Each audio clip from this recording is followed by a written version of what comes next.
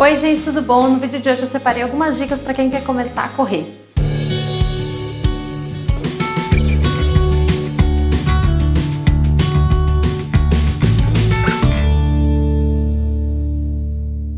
Quem segue a gente já sabe que nós temos uma maratona no meio do ano, que é a Maratona de Porto Alegre, 42 quilômetros, e em junho, dá até um arrepio só de falar. E eu perguntei pra vocês lá no Instagram se vocês preferiam que eu fizesse o diário de corrida da mesma forma que eu fiz outra vez, ou que eu separasse algumas dicas pra quem quer começar a correr, algumas coisas que eu aprendi. Então eu resolvi começar bem desde o começo, então esse vídeo, ele tem algumas dicas bem simples, mas que podem, assim, gente, fazer muita diferença se você está começando a correr. A primeira coisa quando você começa a correr é você acordar num sábado às 11 horas e pensar, nossa, que dia lindo, eu vou correr. Só que esse é o pior horário de todos.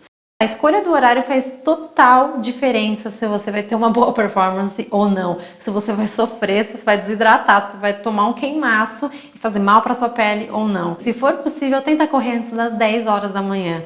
Ou, claro, né, na esteira da academia. Por isso que corredores, no geral, acordam muito cedo ou no final da tarde e noite. Como vocês já sabem, a divisão aqui em casa, eu sou mais da manhã, sempre acordo mais cedo, e o Fábio vai geralmente no final da tarde. Às vezes eu tô meio enrolada no trabalho, eu vou com ele no final da tarde, às vezes ele tem trabalho à tarde, não vai conseguir, ele vai pela manhã. Dê preferência para os horários pela manhã ou pela tarde, que com certeza isso vai mudar muito.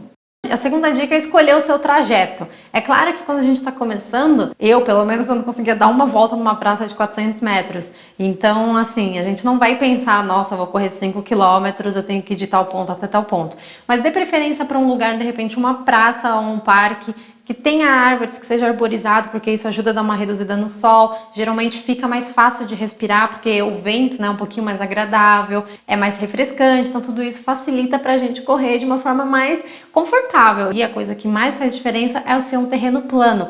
Subida eleva muito nosso cardio. Então, para quem está começando, dê preferência para um terreno que seja plano, pouca ou nenhuma subida, porque isso com certeza vai fazer você conseguir se manter um pouquinho mais no ritmo e não ter tanto né, essa diferença de cardio que atrapalha muito a gente no começo, principalmente para quem tem problema para coordenar a respiração com as passadas, que nem eu tive.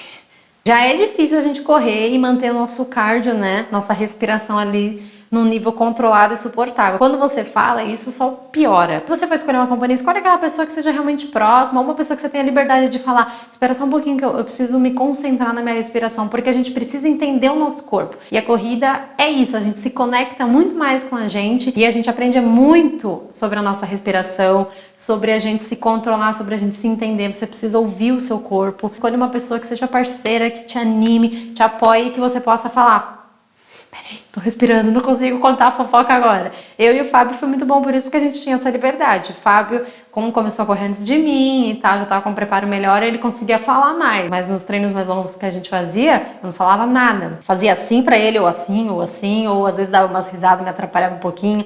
Então é muito importante você estar com alguém que com certeza vai te apoiar, mas que vai entender, não vai levar mal se você falar, espera um pouquinho, tá?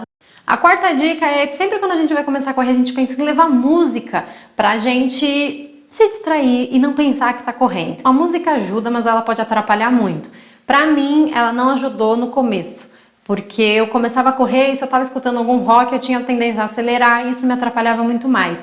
E o fator principal para mim, na verdade, foi que eu não escutava o meu corpo e eu precisava entender, ouvir a minha respiração. Eu precisava me ouvir. Então, no começo, não se apegue em quanto tempo você vai fazer ou qual distância você vai fazer. Se apegue realmente a se escutar. Qual que é a sua respiração? Qual que é a respiração para você correr naquele ritmo que você tá? Como que tá o seu corpo hoje? Você tá mais cansado? Se você tá com mais energia, sabe? Tudo isso, quando a gente toca a música, a gente desliga. Fora que, principalmente para quem corre na rua, dê preferência para colocar a música quando você está numa pista ou você já chegou num lugar que não tem muito carro ou não tem perigo, porque o problema da música é que ela distrai a gente a um ponto que às vezes a gente não escuta a buzina, a gente não escuta se está vindo uma bicicleta, se está vindo um carro do nosso lado, e aproveita esse momento para ser, na verdade, quase uma meditação.